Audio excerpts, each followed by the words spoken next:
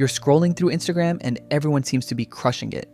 Luxury vacations, new cars, buying houses in their 20s, and you're sitting there wondering if you're falling behind.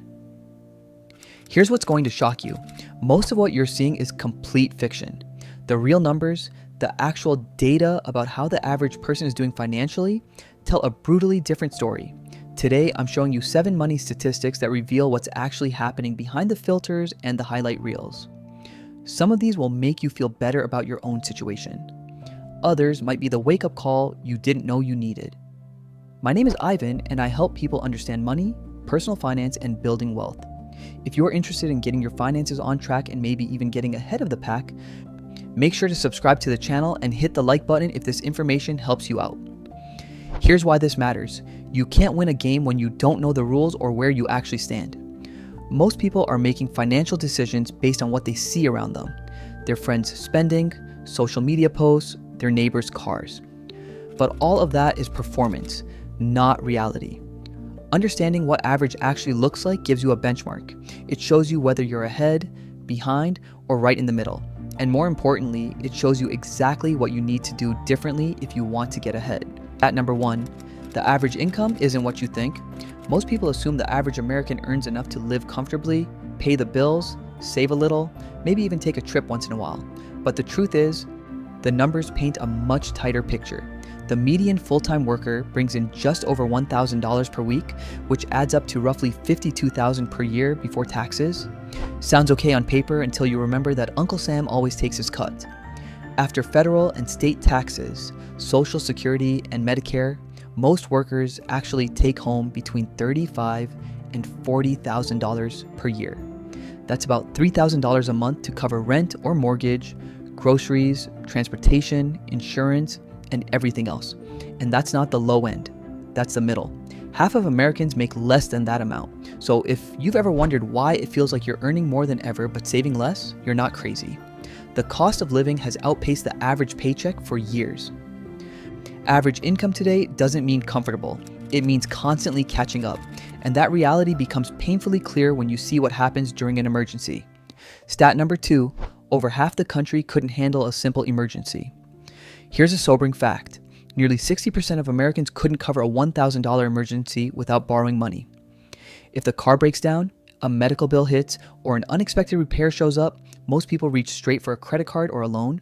And it's not just low earners. Even many people making decent salaries are stuck living paycheck to paycheck. That's lifestyle inflation in action.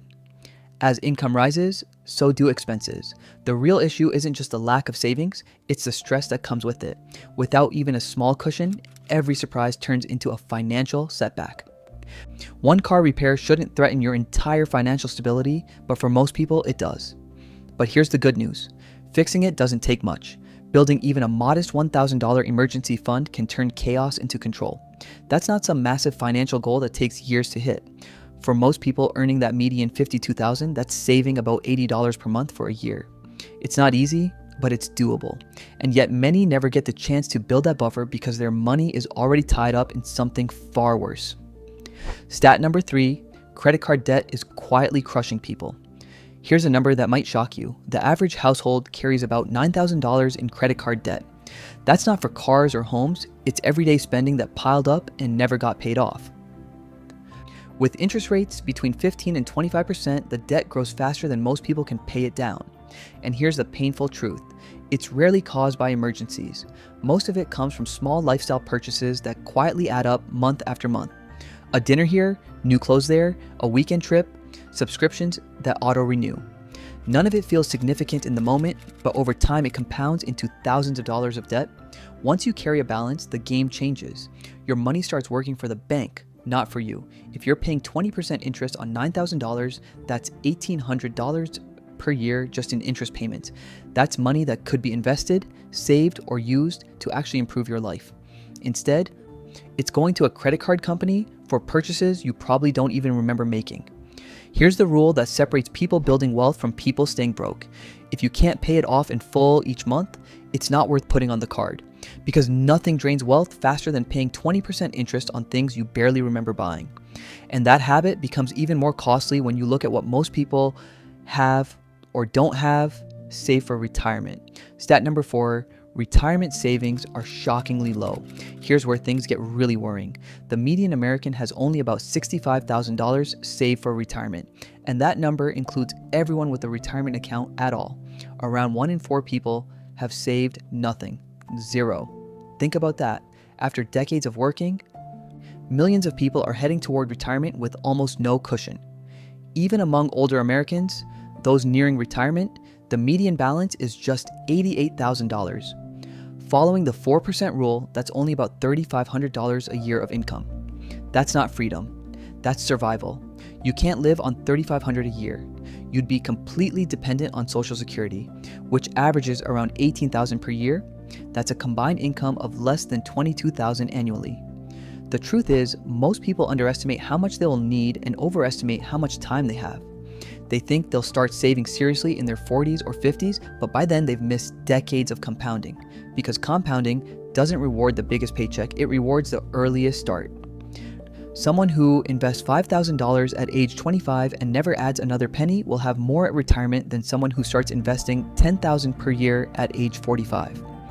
And while many are struggling to save for tomorrow, a surprising number are also missing out on something simple they could be earning today. Stat number 5, most people's cash isn't even working for them. This one is quietly costing people thousands of dollars every year. Over 80% of Americans keep their savings in regular bank accounts earning almost nothing, often less than 0.5% in interest. To put that in perspective, if you had $5,000 sitting in one of those accounts, you'd earn maybe $20 in a year. But if you place that same amount in a high-yield savings account earning around 3.5%, you'd make about $175 for doing absolutely nothing. That difference might not sound huge today, but over the years it compounds. Over 10 years, that's the difference between earning $200 and earning $2,000 on the exact same money. And the sad reality is that most people don't even realize they're losing purchasing power every single month. When inflation is running at 3% and your savings account pays 0.5%, you're actually losing 2.5% of your purchasing power annually.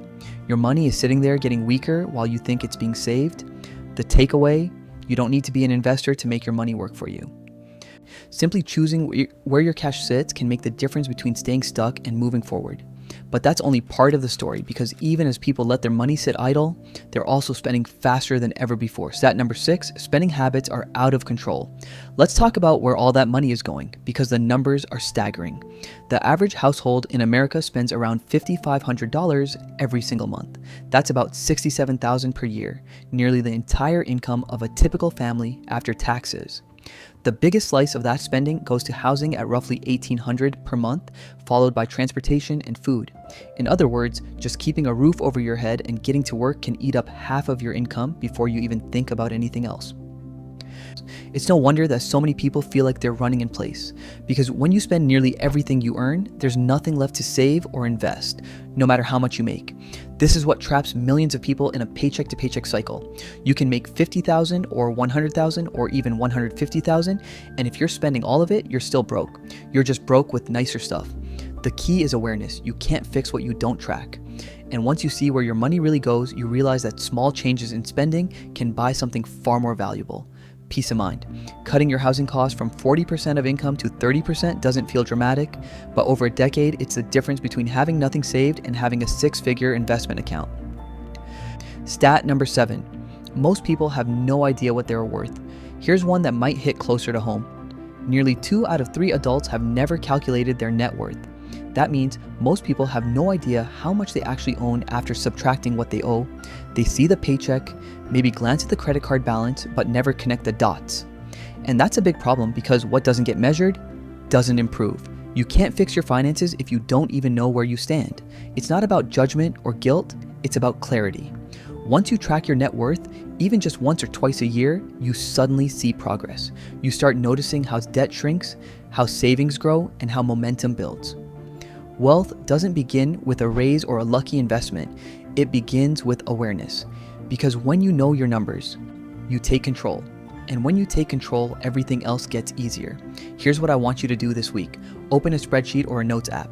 Write down everything you own that has value. Checking account, savings, retirement accounts, investment accounts, home equity if you own. Then write down everything you owe, credit cards, student loans, car loans, mortgage balance. Subtract what you owe from what you own. That's your net worth. It might be negative. That's okay. You're not alone. And at least now you know where you're starting from. It might be positive but smaller than you expected. Also okay. The point isn't to feel good or bad about the number. The point is to know the number, because once you know it, you can track it. And once you track it, you can grow it. If any of these stats made you pause, that's a good sign. It means you care enough to start changing them. And remember, you don't need to be a financial expert to get ahead. Just do a little better than the average person in a few small ways for a long time, and you'll end up far ahead. The average person earns $52,000, spends $67,000, carries $9,000 in credit card debt, has $65,000 saved for retirement, can't handle a $1,000 emergency, keeps their cash earning nothing, and has never calculated their net worth. That's average. And average in America means struggling. But you don't have to be average. You just have to be aware of what average looks like so you can deliberately do something different.